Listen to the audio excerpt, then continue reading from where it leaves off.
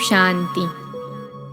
आज 12 नवंबर 2021 की बाबा की साकार मुरली है। मुरली के महावाक्य हैं, मीठे बच्चे, हर एक पार्टधारी आत्मा आधा समय सुख आधा समय दुख का पार्ट बजाती है। यह भी ईश्वरीय लॉ है। प्रश्न है, बाप जो समझाते हैं यह समझानी बच्चों की बुद्धि में यथार्थ रीति कब बैठेगी? उत्तर है, जब बुद्धि शुद्ध बनेगी। जितना जितना जो पुरुषार्थ कर खाद निकालते जाएंगे उतना बाप की समझानी बुद्धि में बैठती जाएगी। अभी तक बच्चे सतों तक भी मुश्किल पहुँचे हैं। हर एक का पुरुषार्थ अपना है। कोई सतो है तो कोई तमो भी है, लेकिन बनना है सतो प्रधान। गीत है दूर देश का रहने वाला। ओम शांति। जब मेले व प्रदर्शनी में बच्चे समझाते हैं तो जो समझाने लायक बातें हैं वह ज़रूर समझानी पड़े। इसमें यह तो ज़रूर समझाना पड़े कि सब ब्रदर्स यानी आत्माओं का बेहद का बाप एक ही है। यह भी पूछना पड़ता है कि भारत का आदि सनातन धर्म क्या है? वे तो आदि सनातन हिंदू ही समझते हैं। इस्लामी, बौद्धी, क्रिश्चियन आदि को मालूम है कि हमारा धर्म किसने और कब स्थापन किया। भारतवासियों का हिंदू धर्म है व देवी देवता। यह किसने और कब स्थापन किया, यह भारतवासी बिल्कुल ही नहीं जानते। यह बिल्कुल ज़रूरी बात है समझाने की। यह किसके भी ध्यान में नहीं आता है। प्राचीन भारत देश गाया जाता है, परंतु उनको यह पता नहीं कि हमारा आदि सनातन देवी देवता धर्म है। हिंदू तो कोई धर्म ही नहीं है। अब तुम बच्चे जानते हो कि 5000 वर्ष पहले देवी देवता धर्म था। बरोबर उस समय लक्ष्मी नारायण राज्य करते थे। वह अपने को हिंदू नहीं कहलाते थे। अच्छा, हिंदू धर्म का भी कोई संवत होना चाहिए। विक्रम संवत जो कहते हैं हो सकता है जब से देवताएं वामार्ग में जाते हैं तो अपने को हिंदू कहलाना शुरू करते हो, तब से विक्रम संवत भी कहते हो, तो आधा आधा हो गया। उस समय उनको आदि सनातन देवी देवता नहीं कहेंगे। संवत कहा जाता है जब धर्म स्थापन होता है। वह किसने स्थापन किया? विक्रम संवत तो रावण ने स्थापन किया। उस समय सबके कर्म विकर्म होते रहे। कर्म अकर्म विकर्म नाम तो है ना। तो विक्रम राजा का भी संवत चलता है। वह हो गया आधा समय। अब यह विक्रम संवत हिंदुओं का संवत तो नहीं है। तो यह पूछना चाहिए कि भारत का आदि सनातन देवी देवता धर्म कब स्थापन हुआ? मालूम तो पड़े ना। यह बहुत नाजुक बातें हैं। जब यह मालूम पड़े तब हिसाब लगा सके कि नई दुनिया थी। फिर दिन रात ज़रूर होते हैं, आधा आधा ज़रूर होगा। यह एक ईश्वरीय लॉ है। यह समझानी देना है ज़रूर। ऐसा कभी कोई ने समाचार नहीं दिया है। क्रिश्चियन का भी आधा सुख आधा दुख का पार्ट चलेगा। यह जो हम समझाते हैं इसमें सारी हिस्ट्री ज्योग्राफी आ जाती है। मनुष्य जो भी आते हैं उनको दुख सुख का पार्ट मिला हुआ है। एक दो जन्म लिए आएंगे तो भी आधा आधा होगा। यह एक ईश्वरीय लॉ है।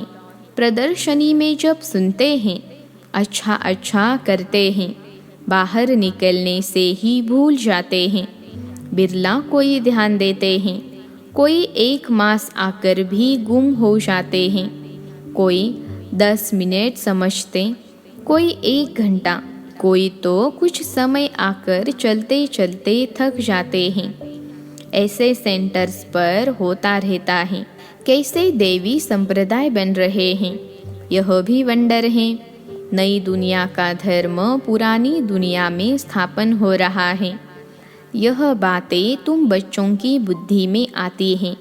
बाप द्वारा तुम अपने 84 जन्मों को जान चुके हो। बाप कहते हैं, मैं 84 जन्मों की कहानी सुनाने आता हूँ, तो ज़रूर पिछाड़ी में ही आकर सुनाएंगे ना। द्वापर के बीच में तो सुना न सकें, जबकि पिछाड़ी वाले जन्म अभी लिए नहीं हैं। राजयोग का ज्ञान द्वापर में मिल न सके। महाभारत लड़ाई भी द्वापर में लग न सके। महाभारत लड़ाई के बाद ही सतयुग स्थापन होता है, अर्थात देवी देवता धर्म स्थापन होता है। उनसे पहले ब्राह्मण धर्म स्थापन होता है, तो ज़रूर ब्रह्मा द्वारा स्थापना करते होंगे, तो ब्राह्मण जन्म लेते होंगे ना। विराट रूप जो दिखाया है उसमें शिव को भी नहीं दिखाया है, तो ब्राह्मणों की चोटी भी नहीं दिखाई है। प्रदर्शनी में भी विराट रूप वाला चित्र होना ज़रूरी है। ब्रह्मा द्वारा पहले ज़रूर ब्राह्मण रचेंगे, फिर वह ब्राह्मण कब और कहाँ रचते हैं। ब्राह्मणों का ही संगम, शूद्रों का ही कलियुग। अब तुम अपने को कहलाते हो प्रजापिता ब्रह्मा कुमार कुमारियाँ। प्रजा माना ही मनुष्य सृष्टि, तो ज़रूर ब्राह्मण होंगे। क्राइस्ट को क्रिश्चियन धर्म का पिता कहेंगे। यह ही प्रजापिता भगवान ब्रह्मा द्वारा मनुष्य सृष्टि रचते हैं।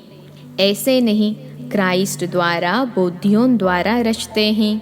मनुष्य सृष्टि शुरू ही ब्रह्मा से होती है, तो ज़रूर पहले पहले ब्राह्मण ही रचेंगे। ब्राह्मणों को फिर देवता बनाते हैं। विराट रूप भी भारत में ही दिखाते हैं, और धर्म वाले विराट रूप बना न सकें। यह नई नई बातें बाप ही समझाते हैं। नई पॉइंट्स भी निकलती रहती हैं, पुरानी भी निकलती रहती हैं, क्योंकि नए नए बच्चों को भी कुछ नई कुछ पुरानी पॉइंट्स मिलनी चाहिए जो समझें। जब तक अल्फ बे बुद्धि में नहीं हो तो और क्या समझेंगे। तुम जानते हो अल्फ बे किसको समझाना बड़ा सहज है। बाप तो सबका एक है, वह आते भी ज़रूर हैं। शिव जयंती भारत में ही मनाते हैं, परंतु भारतवासियों को यह पता नहीं कि शिव जयंती क्या है। ना ब्रह्मा विष्णु शंकर का पता है, ना श्री कृष्ण का। श्री लक्ष्मी नारायण का राज्य कब था यह भी नहीं जानते।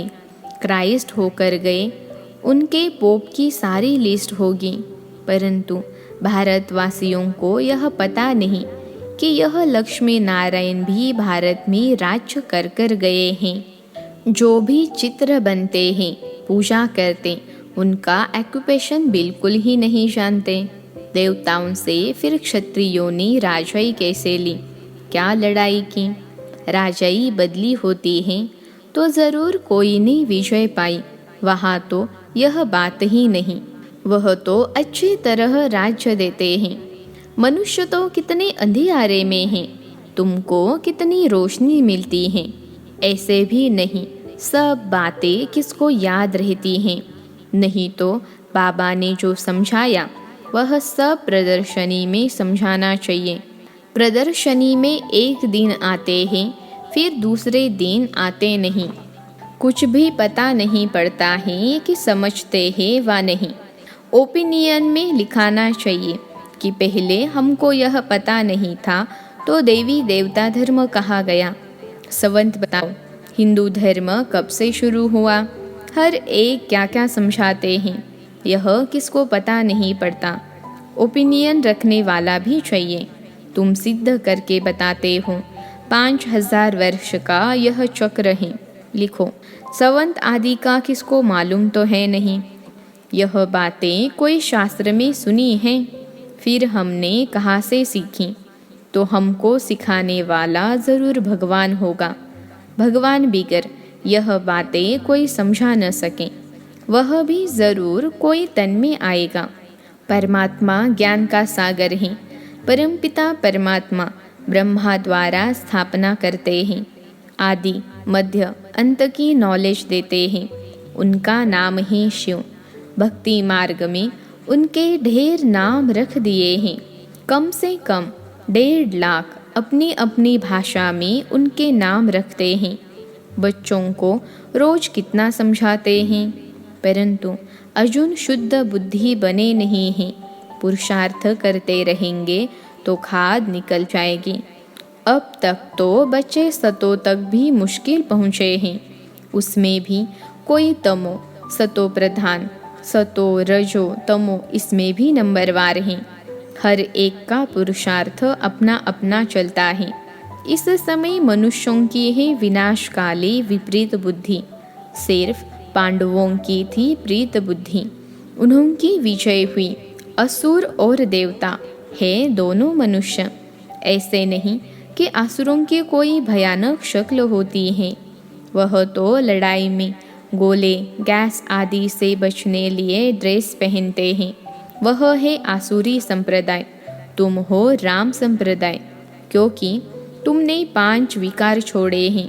पवित्र बन सारे विश्व पर तुम राज्य करेंगे।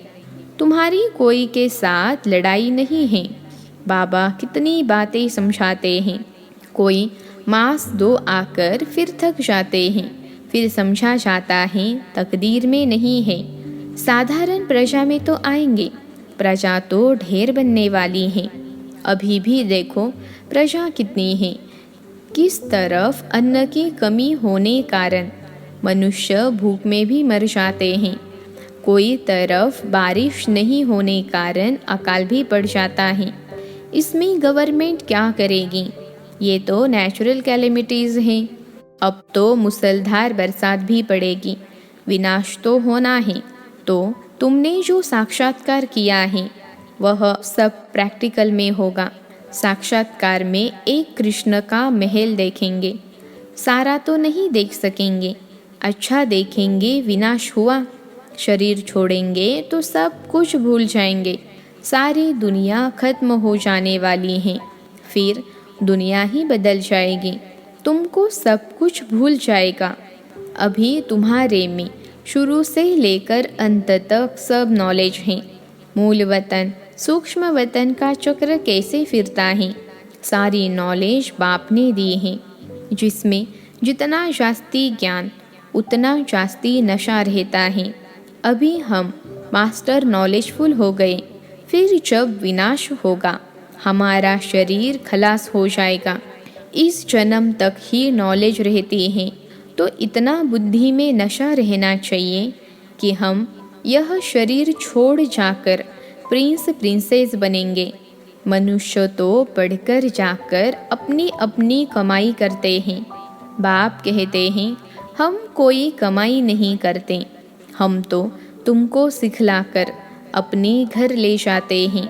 तुम कमाई करते हो तो गवाते भी हो। तुमको सारा आदि मध्य अंत का ज्ञान है। बाबा को भी ज्ञान है जो बैठकर समझाते हैं पार्ट अनुसार। फिर बाबा भी चले जाते हैं निर्वाण धाम। सभी आत्माएं भी चली जाएगी। वहाँ फिर जिन जिन का पार्ट होगा वह फिर राजधानी में आते जाएंगे।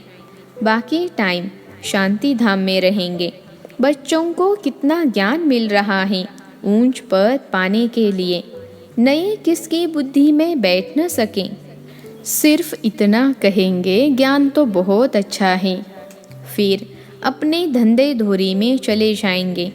बाहर जाने से माया भुला देती हैं, ताला लगा देती हैं। कई बच्चों का भी ऐसा हाल होता है। पूरी धारणा होती नहीं। पहले अंदर कोई आए तो बोलो यह सब ही ब्रह्मा कुमार कुमारियाँ। शिव बाबा ब्रह्मा द्वारा विष्णुपुरी की स्थापना कर रहे हैं। अभी कलयुग अंत है। फिर सतयुग होगा तो ब्रह्मा के बच्चे सब ब्रह्मा कुमार हैं जो फिर देवता बनेंगे। ऐसा सर्विस समाचार बाबा को मिलता रहे तो बाबा राय दे, परंतु बाबा को पूरा सुनाते नहीं। बहुतों पर ग्रहचारी लगती हैं। अभी अभी देखो फर्स्ट क्लास, कल देखो थर्ड क्लास बन पड़ते हैं। गृहचारी न होती तो आश्चर्यवत भागंती क्यों होते।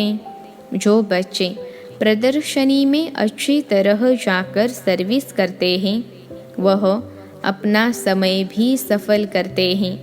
बाप दादा को कभी नहीं छोड़ना चाहिए। बाबा बच्चों को कुछ भी बोलेगा, फिर फौरन प्यार भी करेगा। बाबा की दिल पर बच्चों का कुछ भी रहता नहीं है। यह सिर्फ शिक्षा देने के लिए सिखलाते हैं। यहाँ बच्चों को टोली खिलाई जाती है, क्योंकि बेहद का बाप है ना। लौकिक बाप बाजार से आते हैं तो बच्चे ज़रूर याद पड़ेंगे। कुछ न कुछ टोली ले आते हैं। बाहर सेंटर पर टोली नहीं मिलती। यहाँ बाप सम्मुख बैठा है। बाबा सब कुछ बच्चों को समझाते हैं।